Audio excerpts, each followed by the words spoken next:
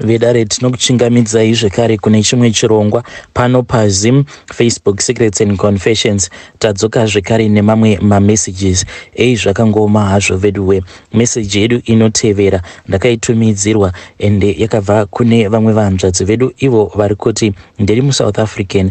Vakanyora nyaya yavo muchirungu vachiti makadi zvenyu mukomanashi, ndinokumbirawo kuti munge muchindiposterawo nyaya yangu makavigawo chitupa changu. Inini ndiri mudzimai ane mwana umwe chete, but so far ndaluza vana vangu vaviri, ende vana vangu vose ava vari vaviri vandaluza vose ndakavaluza apo pavainge vava kunotena 2 years, ende vose ndakavaluza in the same month. So makore ose awa ndisati ndasangana nenyaya idzi dzevanhu vanonzi ivo vanoita zveurombwa, ndainge ndichingoti zvimwe kuda kwaMwari. Zvakaitika kwandiri mukomanashi ndezvekuti ndakakurawo mumhuri yekuti there was too much confusion. Baba vangu vainge vachiitawo zvemadrugs, amai vangu vainge vari munhu wekuti ivo mudoro vainge vasingabvi, amai vangu vainge vachitongoraramira doro. Mari yose yavainge vachiwana vaingozviudza kuti inofanira kuti inge ichiperera mudoro. Inini ndakatanga kuita zvekusangana nevanhurume apo pandainge ndava ne14 years. Apa ndichinosangana nevanhurume pandainge ndava ne14 years kwainge kutori kutongotsvakawo chiraramo kuti ndinge ndichitongowanawo mari yekuti ndinge ndichitenga chingava chiri chisevo chekuti chinge chichizotodyiwa pamba musi iwoyo. Ende kubva amai vangu pavakazviziva kuti ndainge ndava kuita zvevarume, amai vakabva vazondidzidzisa kuti there was no need yekuti ndinge ndichidanana nevakomana vemulocation imomo umo matainge tichigara. Vabereki vangu pavainge vachiri vapenyu vakabva vati ndinoda kuti unge uchidanana nevarume vekuti already vava kutoshanda, kunyange munhu akanzi ane mhuri yake hazvina kana basa izvozvo. Amai in fact vakabva vazonditsvakira umwe murume uyo wandingati ndiye the first guy uyo akandipa an STI, akandipa drop murume uyu. Saka murume uyu iye ainge achishanda achiita zvemadeliveries,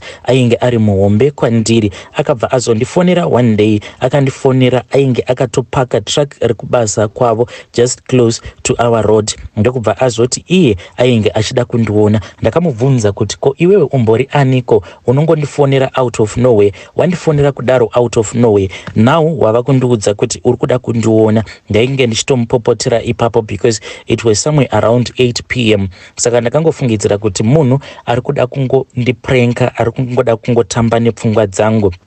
Zvadaro ndakabva ndazonzwa amai vangu vava kunoka pasi peroom pangu. Ndokubva vanoka vakati ko iwewe uri kutaura nemunhu sei? Ndikati munhu upi? Mazviziva sei kuti ndine munhu wandiri kutaura naye pafoni? Vakabva vazoti kune munhu ariko kugate uko, mhanya uende unomuona, umuudze kuti uri kuda 200 rands yekuti unge uchizotenga hupfu, mafuta nechisevo. So I just went there because ndaingofungidzira kuti munhu uyu naamai vangu vainge vachizivana. Ndakati ndaenda kuya ndokubva ndamuudza kuti ndanzi namama ndinge unge uchindipa 200 rands. Saka akabva ati it is fine, iwe uchipinda mumotikari tiende tinosiya track iri. So I just thought kuti everything that was happening on that night, amai vangu vainge vachizivana nemunhu uyu from somewhere. Vainge vangoudzwa kuti vanokwanisa kukweretiswa mari naye murume uyu. Zvadaro ndakabva ndazopinda mutrack riya, but this guy it turned out mukoma kutoti he was going on a long distance.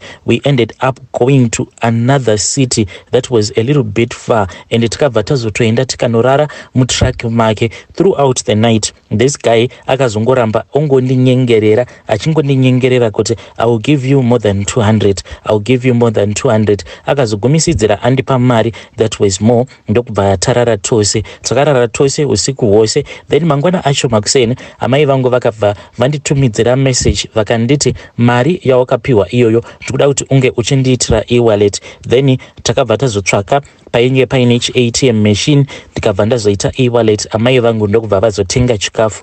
When I returned mukoma ndainge ndava kutodanana naye murume uyu, but ndakabva ndazotanga kuburitsa imwe discharge yekuti ndakaenda kuchipatara but discharge iyoyo haina kana kumbogara yapora. Zvadaro ndakabva ndatanga kudanana neumwe mukomana uyu ainge ari wekuzimu wandakatanga kudanana naye. Saka at the same time handina kumuudza kuti inini ndine dambudziko redrop yainge ichiramba kupera. Ndakangoti ndarara naye like nhasi. 3 days later akabva andifonera akabva ati wandipa drop izvezvizvi ndiri kuclinic. Ndokubva atanga kundipopotera a lot. Well, the guy akabva ati iwewe unofanira kuti unge uchirapwa.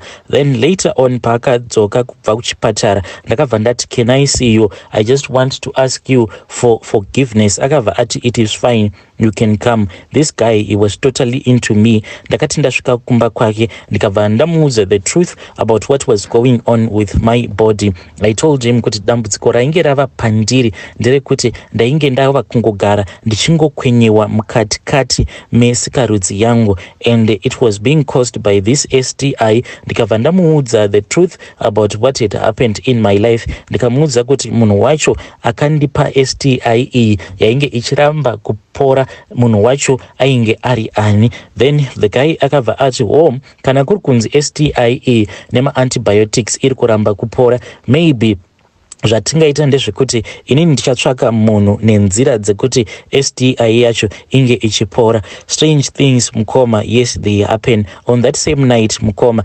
takatopedzisira tava kutorara tose mushure mekunge ndamuudza kuti ndichiri kutonzwa kutovaviwa. Tikabva tatanga kurara tose, iye ainge achingonwa maantibiotics iwawo tichingoramba tichingoita bonde. Then akabva azodzoka zvekare kwandiri akanditi iye ainge awana umwe mukadzi, so mukadzi uyu ainge ati tinge tichiuya kumba kwake. Ndiko kekutanga ndichienda kuchechi, machechi ekuzimu. Takaenda kuya, then ndokubva ndazotanga kubatsirwa. Ndichibatsirwa kudaro ndakabva ndaudzwa kuti iyi STI yandainge ndasangana nayo yainge itori mhepo yainge yakaiswa muchibereko changu yainge ichikonzeresa kuti STI iyi isapora, but yainge ichingohwanda zvayo ichingoita sekunge iyo yainge iri drop but yainge isiri drop. Well, ndakabatsirwa for a very long time, but zvinhu izvi zvakaramba kupora. Then in the end this guy he betrayed me. Ndokubva ndazongonzwa zvichinzi ainge ava nemukadzi. Pandakanzwa kuti he now had a wife ndokubva ndazosarudza kusiyana naye. I then moved out of that area. Ndikabva ndazotanga kuenda kunogara somewhere else. I was tired of the life that I was living. This was after my father had died. Saka the trauma of my father's death ndo yakazondipusha kuti ndinge ndichizobuda in that area. Ndokubva ndazoenda ndikatanga kugara neshamwari yangu. Then ndakati ndava kugara neshamwari yangu ndiye akabva azondidzidzisa kuti chii chinonzi kuslayer. As for my friend, she is a woman who survives because of other men. Iye aende kubasa anongoswera akarara, chake ndechekungoti anongoita maboyfriends ake akasiyana siyana.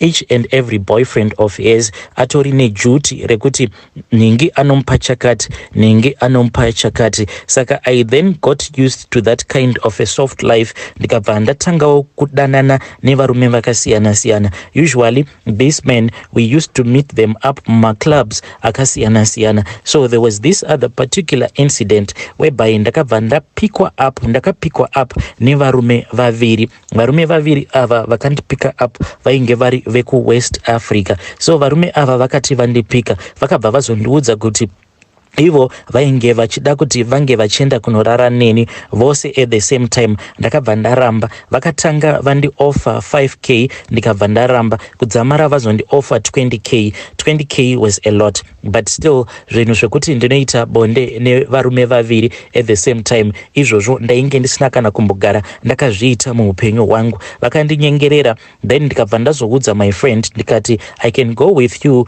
if inini mukanditendedza kuti ndinge ndichiita bring along my friend. Ndipo patakazogumisidzira taita foursome iyoyo. Takazoti taenda kuapartment kwavo varume ava. These guys they had nothing in their apartment. So pandakaona kuti muapartment mavo mainge musina kana property kana anything, well the first thought that came to my mind ndakangofungidzira kuti vanhu ava drug dealers, but there was more to it.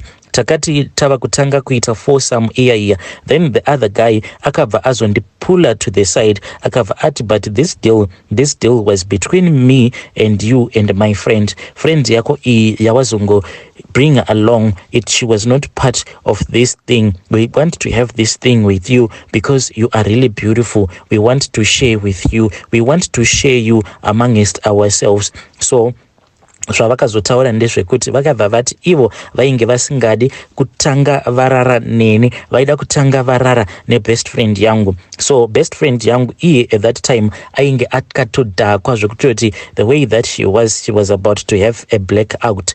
The guy umwe wacho ainge akaita murefu akangoti angorara naye for about 2 minutes or so, then my friend was already snoring. Saka ndakati ndaendeswa kubedroom kuya, then those guys vainge vakamonera matowels, vose vari vaviri vainge vakamonera matowels avo ainge ari black. They were almost like grey but ari dark grey. Avainge vakamonera vasina ma-t-shirts, vasina anything underneath matowels iwawo. Saka vakabva vazoti inini ndaifanira kuti ndizotanga kuvayamwa sikarudzi dzavo. Then that other guy uyo ainge amborara nebest friend yangu, inini ndinosema ndakabva ndati handingakuyamwe sikarudzi yako nekuti ndakuona uchiita bonde nefriend yangu kusvika wapedza, saka ndikuda kuti utange waenda kunogeza chinhu chako. Well, the guy akabva azoenda mubath ava kugeza chinhu chake, inini ndikabva ndazosara that other guy who was not as tall as the other one. So ndakati ndava kunoyamwa chinhu chake, I felt like something like sour milk. That was the taste that I felt in my mouth. Ndiri munhu wekuti ndainge ndakamboyamwa vanhurume before. Taste iyi ndainge ndisina kana kumbogara ndakasangana nayo. So my reaction was I wanted to see what was going on. So inini ndakabva ndapindwa nekutya ndikati, what if I am going to find something wrong pasikarudzi yake, then this guy anokwanisa kuzondirova kana kuita anything. Ndakabva ndatanga kuyamwa sikarudzi yake but ndichitarisa, ndainge ndava kusayamwa musoro wayo, ndainge ndichingoyamwa the shaft. Ndipo pandakabva ndazoona kuti sikarudzi yake yainge yakatoora. In fact painge patori neworms rainge riripo pamusoro pesikarudzi yake. Pandakaona zvinhu izvi pandakangobvunza kuti kochii iworms here iro riri pamusoro wesikarudzi yako. That is the last thing that I remember. The next thing that happened was that ndakabva ndazongopepuka inini neshamwari yangu, we were at that same club, takatiita zvekutomutswa nemapurisa, ndivo vakatimutsa. And zvose izvi zvakaitika ndakangofungidzira kuti zvimwe kuda ainge ari madrugs or something that they had given us. Maybe I was just hallucinating. At that time ndainge ndichiri nemwana wangu one. This guy, he then came back into my life. This guy, when he came back into my life, akabva azo apologize, akabva ati we drank so much on that day, kana neni ndakabva ndazoheva ma-hallucinations.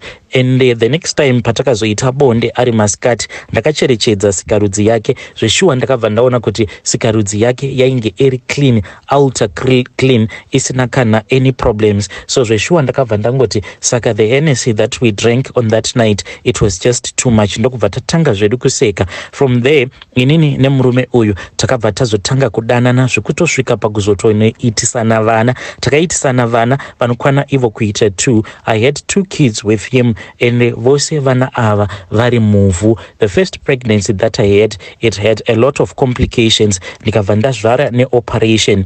Then the second pregnancy that I had as well, ndakabva ndazvara neoperation. Mushure mekunge mwana wangu tatomboenda kusikana zvikanzi mwana wangu ainge atori right, ainge atotendeuka, akamirira zuva rake rekuti ainge achizozvarwa. But ndakabva ndazoheva a complication. Madoctors vakabva vati mwana wangu ainge abridger. How this thing had happened, hakuna kana munhu akambokwanisa kunzwisisa kuti zvose izvi zvainge zvaiitika. Ndikabva ndaita zvekare another second operation. Vakabva vandipa a recommendation yekuti I should try not to fall pregnant again. By that time mwana wangu pandakamusvara, he was a healthy boy. He was a healthy bouncing boy, just like my first daughter. She was really healthy, but unfortunately akazoti ava kuda kunobata 2 years akangotanga kungodevelopa maronda pamuromo pake apa, aita sekunge muromo wake uchadona uchita sekunge wava kuda kuora. Takazama kuenda naye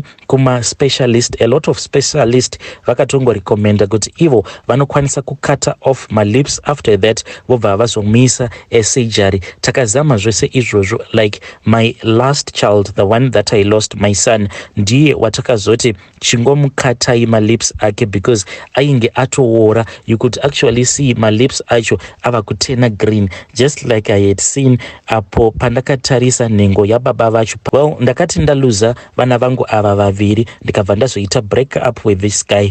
Iye pari zvino handizive kuti aripi, but this thing it pains me a lot. Pandainge ndichigara naye ndakatoita sekunge iya STI yainge ichimbondinetsa yainge yapera, but as we are speaking right now ndiri munhu wekuti ndinongogara ndichivaviwa kusikarudzi kwangu uku. Hapana kana zuva rekuti ndinenge ndiri free. Each and every day ndinogara ndichivaviwa. Apa ndiri munhu mutsvuku zvekuti kana ndikangozvikwenya panobva patoita red, pobva patorakidza kuti pano apa pakwenyewa. Saka ndinongoti kana ndikazvikwenya kuzasi kwangu uku, now kwava kutongogara kuine that reaction, kunogara kuchivava because ndashandisa macream akasiyana and kuzvikwenya on top of that. Kana arise friend yangu, she is trying to keep me, but problem iripo ndeye kuti I have to pay the bills. Well, I do go and sleep with men, andivaudze kuti inini ndine STI because kana ndikasarara nevarume ndinozoita sei, mwana wangu anozodyei, ndinozogara sei neshamwari yangu, because iye akazongonditi well you are sick, but vanhurume kunze uko they don't know kuti you are sick, saka you can just do hit and run, hazvina kana basa. Hey vedare, iyo ndiyo message iyo yandakatumidzirwa ichibva kune umwe muteereri uyo akati iye muSouth African ndo zvaari kusanganawo nazvo izvo. Hey pakaipa, please ngatizameiwo kutaura nezvayo nyaya iyi mucomment section. So yabva muchirungu ndichitranslate back muchishona. Pakaipa.